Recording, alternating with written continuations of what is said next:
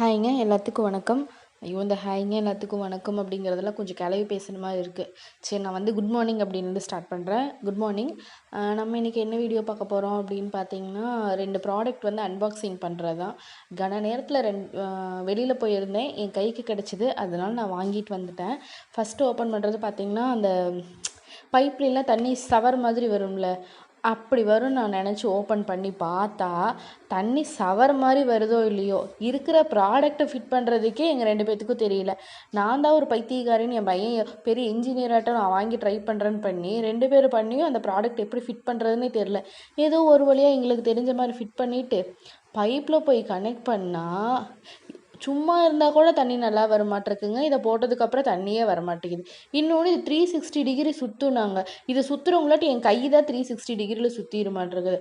இதை போய் டைட் பண்ணி ஸ்க்ரூ எடுத்து அதை பண்ணி ஒன்றும் வேலைக்கு ஆகல. தலைவலி வந்தது தான் மிச்சம். அதனால் கழட்டி வச்சுட்டு ரிட்டன் போட்டுடலான்னு ரிட்டன் போட்டோம். அடுத்த ப்ராடக்ட் என்ன அப்படின்னு பார்த்தீங்கன்னா, ஒரு புத்தர் சிலை.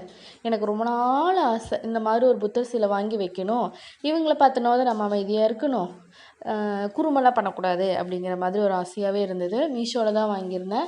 நான் நினச்சதை விடவே ரொம்ப அழகாக இருந்தது. நான் வந்து ரொம்ப குட்டியாக வரும் அப்படின்னு தான் நினச்சிட்டு இருந்தேன். ஆனால் ரொம்ப அழகாக வந்திருந்தது. நான் இந்த இடத்துல வைக்கிறதுக்காக தான் வந்து அந்த புத்தர் சிலை வந்து ஆர்டர் பண்ணியிருந்தேன்.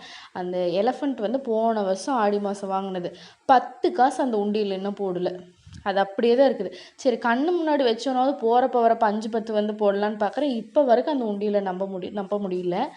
அதுக்கப்புறம் பேர் என்ன, இந்த புத்தர் சிலை இங்கே வச்சதுக்கப்புறம் இதனோட வியூ வந்து எப்படி இருக்குது அப்படின்னு பாருங்கள். இந்த மணி பிளான்ட் இருக்குது இல்லைங்களா, இது கூட இந்த 4 நாளைக்கு முன்னாடி வச்சது தான். இந்த ஏரியாவே 4 நாளைக்கு முன்னாடி தான் செட் பண்ணேன். அதனால தான் அந்த இடத்துல ஒரு புத்தர் சிலை வைக்கணும் அப்படிங்கிறதுக்காகவே இந்த ஏரியாவை செட் பண்ணி 2 பக்கம் பார்டர் கட்டி மணி பிளான்ட் வச்சுருக்கிறேன். இது என்றைக்கு வந்து தண்ணி ஊற்றாமல் சாவ போகுதுன்னு தெரில. இந்த மணி பிளான்ட்னாவது தண்ணியிலேயே சூப்பராக வளர்க்கணும் அப்படிங்கிறது என்னோட வந்து ஆசை. அதே மாதிரி இந்த இடத்துல வந்து ஒரு உருளி வச்சு பூ போடலான்னு பார்த்தேன். டெய்லி மாற்ற மாட்டோம், அதனால் இப்படியே இருந்துட்டு போது விட்டுட்டேன்.